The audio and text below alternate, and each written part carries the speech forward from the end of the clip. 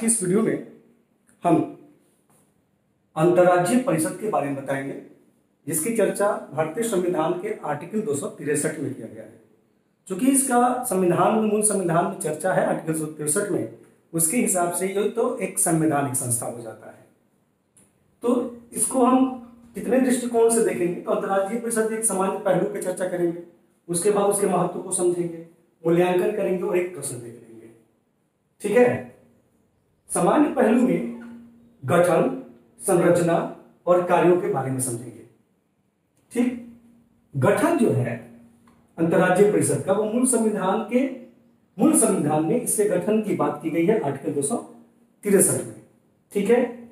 अतः संवैधानिक संस्था है।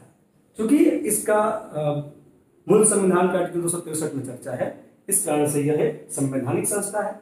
इसका गठन केंद्रीय मंत्री परिषद की सलाह पर कौन करता है? राष्ट्रपति करता है। यानी कि अंतर्राज्यीय जो परिषद है, इसका गठन केंद्रीय मंत्री परिषद की सलाह पर राष्ट्रपति करेगा। वो भी किस लिए? सार्वजनिक हित में कर सकता है। सार्वजनिक हित को ध्यान में रख के राष्ट्रपति मंत्री परिषद के सलाह पर, है ना, इसका गठन करता है अंतर्राज्यीय परिषद का। 1987 में सरकारिया आयोग ने इसके गठन की सिफारिश की थी।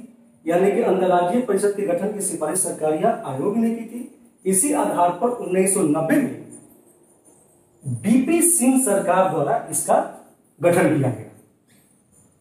ठीक है। बीपी सिंह सरकार के द्वारा इसका गठन किया गया। और इसकी जो संरचना है अंतर्राज्यीय परिषद का, और इस संरचना में क्या देखते हैं कि इसका अध्यक्ष प्रधानमंत्री होगा। इसमें सभी राज्यों के सीएम, मुख्यमंत्री, विधानसभा वाले, मैंने इसकी संरचना में तो प्रधानमंत्री इसका अध्यक्ष होगा ही, साथ ही साथ राज्यों के सीएम और विधानसभा वाले जो यूनियन टेरिटरी है, जो केंद्र शासित प्रदेश है, उसके भी मुख्यमंत्री इसमें क्या होंगे। और अन्य जो केंद्र शासित प्रदेश है उसके प्रशासक, जहां जहां मुख्यमंत्री नहीं है वहां वहां के प्रशासक, और पीएम द्वारा नामित 6 कैबिनेट मंत्री को रखा जाता है। ठीक है, अंतर्राज्यीय परिषद में। ठीक है। कार्य क्या है? संरचना में कौन कौन लोग होते हैं उनकी चर्चा मैंने कर दिया है। प्रधानमंत्री तो इसके अध्यक्ष ही होते हैं, साथ ही राज्यों के सीएम, फिर जो केंद्र शासित प्रदेश है, जहां जहां विधानसभा है वहां के मुख्यमंत्री, बाकी केंद्र शासित प्रदेश के जो प्रशासक हैं वो, साथ ही पीएम के द्वारा जो नामित हैं 6 कैबिनेट मंत्रियों को भी इसमें शामिल किया जाता है अंतर्राज्यीय परिषद में, उसके संरचना में। इसके जो कार्य है, अंतर्राज्यीय परिषद का कार्य क्या है उसको भी ध्यान रखिएगा। एक तो ये राज्यों के मध्य विवादों की जांच करना तथा सलाह देना। राज्यों के मध्य जो विवाद है, तो सरकारिया आयोग भी था, तो किस लिए था? राज्यों और केंद्र के बीच विवादों को सुलझाने के लिए उस आयोग का गठन हुआ था। राज्यों के मध्य विवादों की जांच करना तथा सलाह देना एक कार्य इसका है। फिर दूसरा इसका कार्य है नीति तथा क्रियान्वयन में बेहतर समन्वय, बैलेंस के लिए सलाह देना, और विभिन्न विषयों के मध्य विचार विमर्श को बढ़ावा देना। विभिन्न विषयों के मध्य, ठीक है, चाहे वो समवर्ती सूची के विषय हो, चाहे संशासित विषय हो या राष्ट्र सूची के विषय हो। ठीक है। तो विभिन्न विषयों के मध्य विचार विमर्श को बढ़ावा देना इनका कार्य में मैंने 3 पॉइंट्स आउट किए हैं। अब इसके बाद हम इसका मूल्यांकन देख लेंगे और इसके प्रश्न को देख लेंगे। ठीक है। तो देखते हैं अंतर्राज्यीय परिषद में उसके महत्व को, उसके बाद उसके मूल्यांकन थोड़े से शब्दों में कर लेंगे और प्रश्न को देख लेंगे। ठीक है। महत्व जो है अंतर्राज्यीय परिषद का आज के परिप्रेक्ष्य में, कि देखिए 1967 के बाद संघीय दलों के बढ़ने के कारण, संघीय दल, पार्टियां, 1967 के बाद संघीय दलों के बढ़ने के कारण अंतर्राज्यीय समस्याओं पर विवाद उत्पन्न होने लगे। अंतर्राज्यीय समस्याओं पर विवाद उत्पन्न होना स्टार्ट हुआ, नई नई समस्याएं उत्पन्न होनी स्टार्ट हुई। अतः समायोजन, बैलेंस, दोनों में सामंजस्य बनाए रखने के लिए, समायोजन करने के लिए यह संस्था प्लेटफॉर्म की भूमिका अदा कर सकता है। ऐसी जरूरत पड़ी, कहीं ना कहीं ऐसा समस्या उत्पन्न हुआ और समस्या जो है या आवश्यकता जो है आविष्कार की जन्मी होती है, तो इस आवश्यकताओं की वजह से एक नया क्रिएटिव संस्था की जरूरत थी। धीरे धीरे ये अस्तित्व में इस वजहों से आगे आया और निश्चित रूप से राज्यों के बीच हो रहे विवाद के सामंजस्य या समन्वय या समायोजन बनाने में ये निश्चित रूप से एक प्लेटफॉर्म के रूप में काम कर सकता है। ठीक है, दूसरा जो पॉइंट है महत्व में हमको दिखाना है कि वर्तमान में ये तो जब जो क्यों जरूरत पड़ा और वर्तमान में क्या था कि वर्तमान में आजकल अधिकांश राज्यों के बीच जल विवाद, सीमा विवाद, शिक्षा जैसी समस्याओं को लेकर एक मतता नहीं है। हर छोटी छोटी बात पे केंद्र और राज्य आपस में उलझते हैं कि नहीं उलझते हैं।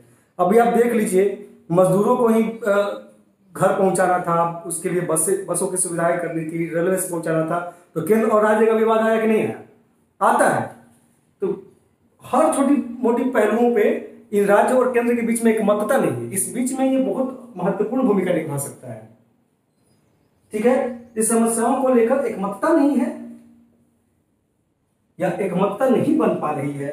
जैसे जल राज्य सूची का विषय है, पानी जो है, जल जो है राज्य सूची का विषय, उसे समवर्ती सूची में रखने की बात हो रही है। इसके लिए सर्वसम्मति चाहिए। तो निश्चित रूप से माने जल राज्य सूची का विषय है और इसको समवर्ती सूची में रखने के लिए बात चल रही है, तो इसमें सामंजस्य, इसमें समन्वय स्थापित करने में महत्वपूर्ण भूमिका निभा सकता है अंतर्राज्यीय परिषद।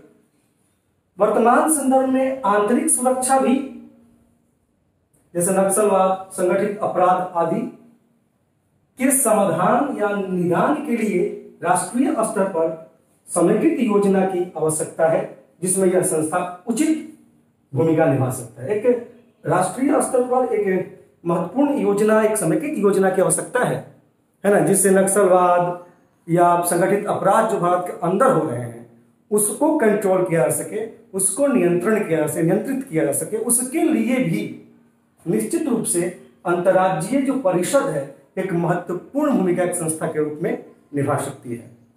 ठीक है, उसके बाद आपको मूल्यांकन में दिखा देना है कि संक्षिप्त में दिखा देना है ना, कि पिछले कुछ वर्षों से अंतर्राज्यीय परिषद की बैठक समय से नहीं हो पा रही है। तो मान लीजिए अंतर्राज्यीय परिषद है, सही से सुचारू रूप से ये काम नहीं कर रहा है, तो फिर इसका अस्तित्व पे संकट आ जाएगा। ये निश्चित रूप से एक महत्वपूर्ण भूमिका निभा सकता है, लेकिन इस पे ध्यान देने की क्या है, आवश्यकता है। केंद्र और राज्य दोनों इसमें सहयोग नहीं करते और दलीय व्यवस्था भी सर्वसम्मति बनाने में बाधा उत्पन्न करे। कितनी समस्या आ रही है, मूल्यांकन में दिखा देना, समस्या के साथ मूल्यांकन दिखाना है। एक तो अंतर्राज्यीय परिषद की बैठक समय से नहीं हो पा रही है, दूसरा केंद्र और राज्य दोनों इसमें सहयोग नहीं करते, और तीसरा दलीय व्यवस्था भी सर्वसम्मति बनाने में बाधा उत्पन्न करे। तीन चीजें, एक तो इसकी बैठक सही से नहीं हो रहा है, केंद्र राज्य के बीच में सहयोग नहीं बन पा रहे हैं, और दलीय व्यवस्था भी सर्वसहमति बनाने में बाधा उत्पन्न करती है। तो ये तीन समस्याओं के साथ मूल्यांकन आप चाहे तो कर सकते हैं। अंततः हम जो प्रश्न है जो आपको लिखना है, प्रश्न है कि अंतर्राष्ट्रीय परिषद के कार्यों का उल्लेख करें, अपने उद्देश्यों की प्राप्ति में यह किस हद तक सफल रही है। प्रश्न है कि अंतर्राज्यीय परिषद के कार्यों का उल्लेख करें, अपने उद्देश्यों की प्राप्ति में यह किस हद तक सफल रही है। इसमें तीन बातें आंसर में लिखना है।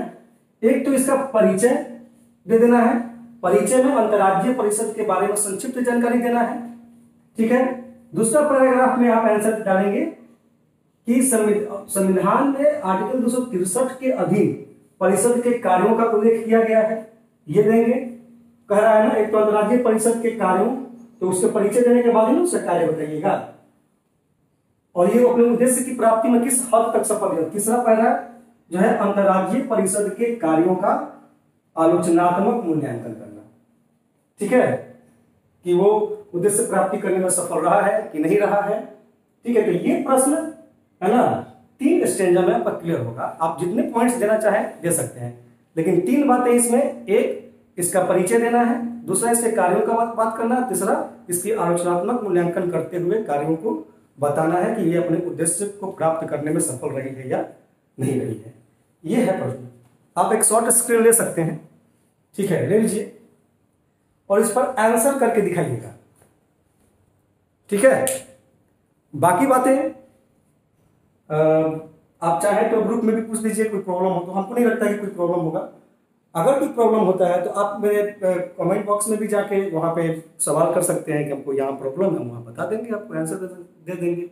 ग्रुप में भी आपको आंसर दिया जा सकता है, कोई दिक्कत नहीं, ठीक है। तो वर्क कीजिए इस पर। धन्यवाद।